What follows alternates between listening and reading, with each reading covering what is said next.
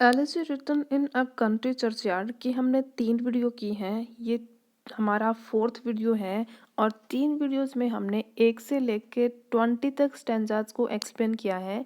आज के वीडियो में हम 21 से लेके 27 तक स्टैन्ज़ा करेंगे।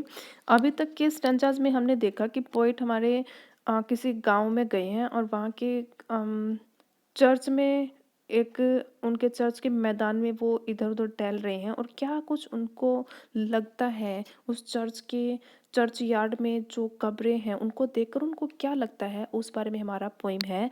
और शुरू करते हैं आज का स्टैन्ज़ा। देयर नेम, उनके नाम किनका जिक्र है उस गांव के कॉमन पीपल के बारे में जिक्र है जिनकी डेथ बहुत ज़्यादा फेमस नहीं थी, वो खुद इतने फेमस नहीं थे और उनकी लाइफ भी इतनी कुछ खास, उन्होंने इतना फेमस काम नहीं किया था जिसकी वजह से बहुत सारे लोग उनको जानते। Their name, their years, years मतलब ऐसे वर्ष जब वो पैदा हुए और जब उनकी डेथ हुई। बात चल रही है एपिटैफ की। एपिटैफ कब्र का वो पत्थर होता है जिस पर डिटेल लिखी होती है, उसके जन्म से लेकर मृत्यु तक का साल और उसके नाम और उसके बारे में थोड़ी बहुत फैमिली का बैकग्राउंड या फिर कुछ इंपॉर्टेंट लिखा हो, वो सब एपिटैफ पर लिखा जाता है। तो पोइट कहते हैं उन कॉमन लोगों का जो एपिटैफ होगा, उस एपिटैफ में क्या क्या डिटेल लिखी होंगी। बहुत फेमस नहीं थे तो इसलिए इस वजह से एकदम लास्ट वाले स्टैंजा में था शेपलेस स्कल्पचर।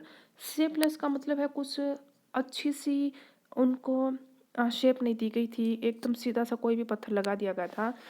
आगे की लाइंस में पोइट कह रहे हैं कि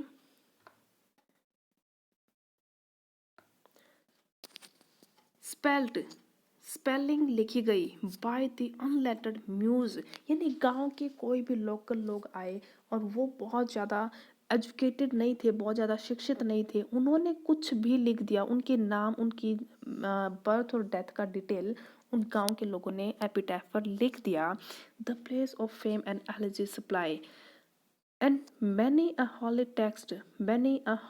text around she strew, that is the rustic moralist to die. Rustic का मतलब है related to rural area यानी ग्रामीण।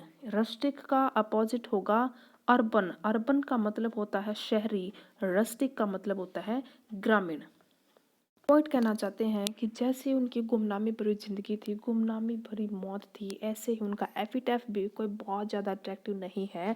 उस पर कुछ भी लाइन्स लिखी गई हैं वो आसपास के गांव से उठाई गई कोई भी सिंपल सी लाइन्स लिखी गई हैं उनके एपिटैफ पर, और उनके बारे में जो डिटेल लिखी गई है वो भी किसी बहुत ज़्यादा हाईली एजुकेटेड इंसान द्वारा नहीं लिखी गई, बल्कि उनकी डिटेल्स किसी भी आम से, अनएजुकेटेड से, अनलेटर्ड यानी अनएजुकेटेड इंसान द्वारा डिटेल लिखी गई है। जो उनकी फेम के बारे में बहुत ज़्यादा डिटेल नहीं बता सकता, बस किसी को आइडिया हो जाएगा कि हाँ इस कबर के साइड से निकले तो उनको दिख जाएगा कि कुछ तो डिटेल लिखी है, कि हाँ कोई तो इंसान थे ये।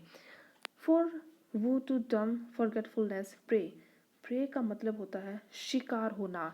एक प्रे होता है आपका PRAY, इस प्रे का मतलब है प्रार्थना करना और इस प्रे का मतलब है शिकार होना। तो पोइट कह रहे हैं कि जो ये सीधे से लोग अपनी कब्रों में हमेशा के लिए सोए हुए हैं, ये शिकार हो गए हैं, शिकार हो जाते हैं किनका, भूलने का। किन के द्वारा भूलने का, कि लोग उनको भूल जाते हैं और उनके नेग्लेक्ट होने का वो शिकार हो जाते हैं। This pleasing angus being ever resigned left the warm precincts of cheerful day, nor cast one lingering look behind. यानी उन रस्टिक लोगों के बारे में कौन इतना डिटेल जानेगा, कौन उनके बारे में इतनी इंक्वायरी करेगा, कौन पूछताछ करेगा कि ये लोग कौन थे, कहाँ से आए और क्या इनकी लाइफ रही। कोई भी इनके बारे में डिटेल नहीं जानने वाला है। इन्होंने कितनी हंसी खुशी वाली ज़िंदगी बिताई, क्या इनकी इच्छाएं रही थी, क्या ये कर सकते थे, एनीथिंग, वो कोई भी पीछे मुड़कर नहीं देखने वाला। इनके बारे में कोई डिटेल नहीं लेंगे। और दूसरी बात ये भी है कि ये जो लोग हमेशा के लिए सो रहे हैं, इन्होंने तो अपने पीछे पूरी दुनिया छोड़ दी, ये खुद के बारे में क्या डिटेल समझेंगे और इनको क्या फ़र्क पड़ेगा, क्या कौन बताएगा इनको कि आपके बारे में कौन पूछने वाला है।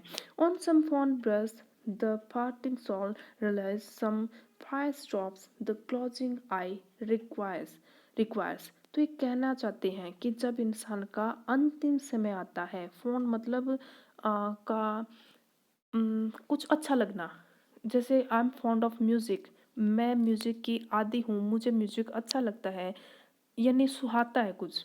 तो कहते हैं जब इंसान के पास इंसान का अंतिम समय आता है तो उसकी इच्छा होती है कि जो उसके दिल के करीब लोग हों, जो उसके हृदय के करीब हो, जब उनकी आत्मा पार्टिंग मतलब अलग होती हुई, जब उनकी आत्मा उनका साथ छोड़ रही हो, यानी वो अंतिम सांसें गिन रहे हों, ऐसे समय पर कोई उनके दिल के करीब जो इंसान हो वो उनके पास होना चाहिए। सम पायस, पायस मतलब प्योर, एकदम पवित्र।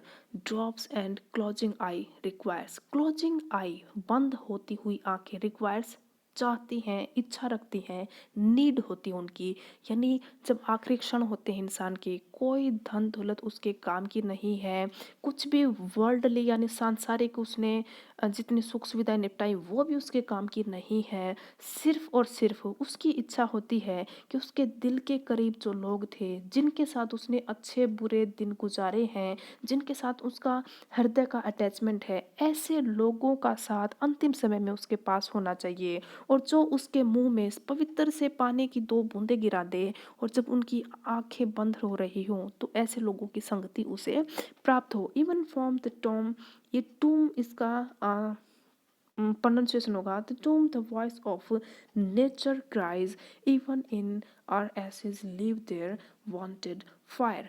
यानी ऐसे लोग जब अंतिम यात्रा को प्राप्त करते हैं, अंतिम समय को प्राप्त करते हैं, तब भी उनमें बहुत सारी इच्छाएं जो वो पूरे नहीं कर चुके अपनी लाइफ में, उनको लगता था मैं ये कर सकता था, मैंने ये करना चाहिए था, मैं ये कर सकता हूँ, लेकिन समय नहीं मिल पाया। फिर जो भी पीछे हमने स्टैंजास में काउंट किया क्या क्या वजह रही होंगी उनकी ऐसे कुछ ना कर पाने की, इस वजह से उनके दिल में आखिरी समय में भी एक मलमलाहट रहा होगा, एक ठेस पहुंची होगी उनके दिल को कि मैं ये कर सकता था, मैं कुछ नहीं किया, और अब मेरा अंतिम समय आ गया, यानी एक रेग्रेट की भावना, एक पछतावे की भावना हम कह सकते हैं, ये रहा होगा। और उनकी जो कब्र है वहाँ पर भी नेचर क्राइज, यानी प्रकृति का रुद्रन, कहने का मतलब है उनका कोई कसूर नहीं था, अगर वो कुछ नहीं कर पाए तो ऐसे समय में प्रकृति भी उनके लिए क्राई कर रही होगी। इसमें हम ऐसे समझ सकते हैं। नेक्स्ट है फॉर दी वो माइंडफुल ऑफ द अनऑनर्ड डेड। अनऑनर्ड का मतलब है, देखिए अन इसमें प्रीफिक्स है, ऑनर मान सम्मान, अनऑनर्ड जिसमें मान सम्मान नहीं था, डेड यानी ऐसे लोग जिनकी मृत्यु ऐसे इस तरीके से हुई कि बहुत सारे लोग उनको ऑनर नहीं कर पाए, उनको सम्मान नहीं मिल पाया। Dost these lines their artless tale relate, और ऐसे लोग इस प्रकार की कहानियों में खुद को रिलेट कर सकते हैं जिसमें उनकी डिटेल दी हुई है कि ये अपनी लाइफ में क्या कर सकते थे। If chance by lonely contemplation led some kindred spirit shall inquire thy fate. अब उनके बारे में इंक्वायरी करने वाली कोई आत्मा नहीं आएगी, कोई उनके बारे में डिटेल पूछने नहीं आएंगे कि ये अपनी लाइफ में क्या कर सकते थे, उन्होंने क्या किया। अब ये परमानेंट हमेशा के लिए they are sleeping forever in their bed which is their grave, जो कि उनका कब्र है, उस बेड पे वो हमेशा के लिए सो रहे हैं, और कोई भी उनके बारे में इंक्वायरी नहीं करेगा। अगर कोई पवित्र सी आत्मा उनके बारे में इंक्वायरी करने भी आए तो वो उनके बारे में बता सकते हैं कि बहुत सीधे से लोग थे, ये बहुत कुछ कर सकते थे, चिल पेनेट ने इनको कुछ नहीं करने दिया और उनकी नोबल रेंज को दबा दिया। आगे है हैप्पी सम हॉरी हेडेड, ये इसमें क्लियर नहीं है, ये रफ हो चुका। स्वेनलेस, आई डोंट नो इसमें क्या वर्ड है, मैं इसको बाद में देख के कमेंट बॉक्स में इस वर्ड को टाइप कर दूंगी। से यानी अब पोइट इन रस्टिक लोगों का जिक्र करने के बाद हम खुद के बारे में सोचना चाहते हैं, खुद के बारे में बोल रहे हैं कि जिस प्रकार ये लोग गुमनामी की ज़िंदगी इन्होंने जी, गुमनामी की ये मौत मर रही हैं, उसी प्रकार मैं भी एक इंसान ही तो हूँ। और जब मेरी मृत्यु होगी, जब मेरी डेथ होगी, जब मेरा अंतिम समय आएगा, जिस प्रकार इनको एक दिल के करीब ऐसे लोग चाहिए थे जो अंतिम समय में इनके पास हों, इसी प्रकार मुझे भी तो लास्ट मोमेंट पे अपना कोई चाहिएगा। और जब मेरा लास्ट मोमेंट चला जाएगा, तब कोई गांव का बुजुर्ग सा इंसान जिसके बाल पक चुके होंगे, जिसका सर सफ़ेद बालों से भरा होगा, वो इंसान मेरे बारे में क्या डिटेल कहेगा। देखिए, इसमें से डबल इन्वर्टेड कोमास में स्टार्ट होता है, यानी किसी की कही हुई एज इट इज बातें। सिंगल इन्वर्टेड कोमास में कोई भी वर्ड बंद हो, वो किसी पोइट का नाम है, पोइम का नाम है, या किसी ऐसे या एसेइस्ट या फिर नावल या नावलिस्ट का नाम होगा, या फिर इन पर्टिकुलर कोई वर्ड सिंगल इन्वर्टेड कोमास में बंद हो, यानी उस वर्ड का मीनिंग उस स्टेटमेंट में यूज नहीं होता। इनफैक्ट उस वर्ड के बारे में बात की गई है, वो यूजुअल वर्ड नहीं होता। अगर डबल इन्वर्टेड कोमास में हमने कोई स्टेटमेंट बंद किया है, इसका मतलब किसी की कही हुई एज इट इज बातें। नरेशन भी तो हम ग्रामर के टॉपिक में करते हैं, जिसमें डबल इन्वर्टेड कोमास में हम सेंटेंस को बंद करते हैं। तो नेक्स्ट टाइम आप ध्यान रखना, किसी भी पोइट या पोइम का नाम कुछ भी इम्पोर्टेंट आपने लिखना है, उसको डबल इम्पोर्टेंस देने के लिए हम डबल इन्वर्टेड कोमास का यूज़ नहीं करेंगे, सिंगल इन्वर्टेड कोमास में हम उसको यूज़ करेंगे। तो चलिए आगे बढ़ते हैं। तो पोइट कहते हैं कि वो जब मेरे बारे में कोई पूछने आएगा, तो मेरे बारे में गांव का कोई बुजुर्ग सा इंसान मेरे बारे में कहेगा। ऑफन का ये शॉर्ट फॉर्म है, ऑफन हैव वी सीन, हमने आमतौर पर उसे देखा है, किसे, कवि को, at the peep of dawn. Peep का मतलब झांकना, डॉन मतलब मॉर्निंग। मॉर्निंग के समय, एकदम सुबह का समय होता है, जब सुबह निकलने वाली होती है, उस समय पे हमने पोइट को देखा था। Brushing with hasty steps the dews away.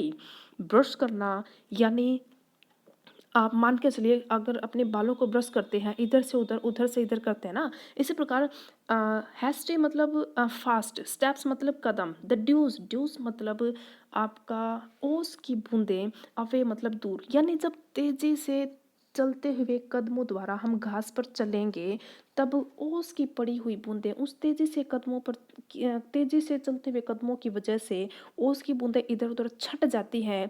तो कहते हैं कि पोइट के बारे में ये कह रहे हैं कि ये बड़ी जल्दबाजी से, तगाचे से चल रहे थे, और ऐसे चलते चलते ओस की बूंदें इधर उधर फैलती थी, और बहुत मॉर्निंग के टाइम पे हम इसको देखते थे। To meet the sun upon the upland lawn. Upland का मतलब है अप, ऊपर, लैंड मतलब जमीन, यानी कोई टीला होगा, उस टीले की ओर जाते हुए हम पोइट को देखते थे। नेक्स्ट है, there at the foot of yonder nodding beech. उस बीच मतलब समुद्र का किनारा, उस समुद्र के किनारे पर बैठे हुए, उसकी तरफ जाते हुए हम पोइट को देखते थे। That wreathes its old fantastic root so high, his listless length at noontide would he stretch।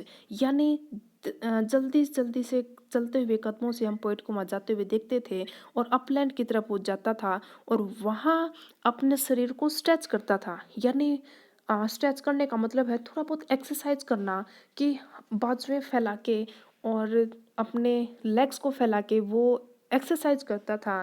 And pore upon the brook that babbles by। और वो अपने आसपास समुद्र के किनारे पर बैठता था, और आने जाने वाली लहरों को वो देखता था, और वहाँ के मौसम का वो लुत्फ उठाता था, और सुबह और शाम के समय हम उसे डेली देखते थे। ये हमारा रूटीन था। आगे है, hard by yon wood now smiling as in scorn. Muttering, muttering का मतलब है बड़बड़ाना। His wayward fancies he would row, now drooping woeful van like one forlorn, or graced with care or crossed in hopeless love। In lines में poet कह रहे हैं कि वो, हम पोइट को देखते थे जाते हुए, और उसके बाद ये यूजुअल सा टाइम था, वो हमेशा मुस्कुराते थे। और पोइट कहते हैं कि अब मेरे बारे में डिटेल बताते समय जो वो बुजुर्ग इंसान क्या क्या कहेंगे कि वो हमें वो दिखते थे पोइट, कभी खुश होते हुए, कभी स्माइलिंग फेस से, कभी दुखी होते हुए, मानो उसकी उम्मीद सी टूट गई है एक प्यार पाने की, या फिर ऐसे प्यार की उम्मीद में वो दुखी रहते थे जिसे वो पा नहीं सकते। और कभी कभी वो पागल से दिखते थे केयर के लिए, और कभी कभी वो एक अनाथ इंसान की तरह वो दिखते थे। और कभी कभी वो उनको ऐसे लगता था उन्हें देख कर के बहुत दुखी हैं, और कभी कभी बहुत खुश दिखते थे और बड़बड़ाते हुए पास से निकलते थे, और जैसे मानो वो टहल रहे हैं, इधर उधर पिकनिक के लिए जा रहे हैं। इस प्रकार से उनका डिटेल बताया गया है इस स्टेंजा में। नेक्स्ट स्टेंजा में हम इस पोएट को ख़त्म करेंगे, और उसमें एपिटैफ की भी कुछ लाइन्स दी हुई हैं। आप इनके वर्ड मीनिंग लिख लें ताकि आपको पोइम समझने में आसानी हो। और अगर आपको पीडीएफ चाहिए है इस पूरी बुक का, देखो एक साथ तो पीडीएफ अवेलेबल नहीं है मेरे पास। मैंने चैप्टर वाइज पीडीएफ बना के अपने टेलीग्राम चैनल पे अपलोड किया है। आपको क्या करना है, टेलीग्राम नाम से एप्लीकेशन आप डाउनलोड करेंगे, और टेलीग्राम पे अपना अकाउंट बनाने के बाद आप सर्च करेंगे ये बिना स्पेस के RGMUCHANA,